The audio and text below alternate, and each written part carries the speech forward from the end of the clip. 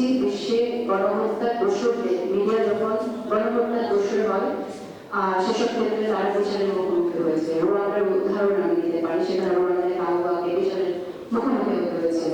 তো এখানেও আমরা জাতিসংঘের যে আইন আছে সেই আইনের পরিপ্রেক্ষিতে যারা দোষী তাদেরকে আমরা বিচারের মুখোমুখি করতে পারি, সেক্ষেত্রে আমরা সরকারের কাছে সেই দাবিটা রাখবো এবং আমাদের যা করণীয় আমরা করার চেষ্টা করবো।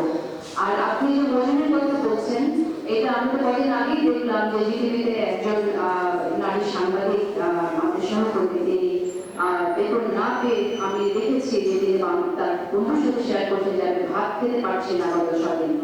সো এরকম বেতনের মধ্যেও সাংবাদিকদের যেতে হয়েছে এবং এখনো কারো হচ্ছে কিনা আমরা জানি না। তো আমরা আসলে সংস্কারের কথা বলছি। সো একদিনে সবকিছু হবে না। আমরা কি করে মালিক পক্ষকেও আমরা যে মালিক পক্ষ লুটেরাদের পক্ষে দাঁড়ায় তাদের বিপক্ষে দাঁড়াতে পারে এবং তাদেরকে বলতে পারে যে তারা যেন জনমানুষের হয়ে জনমানুষের পক্ষে সাংবাদিকদের পক্ষে কাজ করেন এবং পাশাপাশি যে মালিক পক্ষরা আসলে বিপদগ্রস্ত এবং তারা সাংবাদিকদের বেতন দিতে পারছে না তাদের কাছেও বা বিপদগ্রস্ত না হলে সাংবাদিকদের বেতন দিতে পারছে না তাদের কাছেও আমরা প্রসার দিতে চাই যে যাতে করে সাংবাদিকরা তাদের বেতন যথাযথ সময়ে যথাযথ বেতন যথাযথ সময় যেন পান। ধন্যবাদ। এর সঙ্গে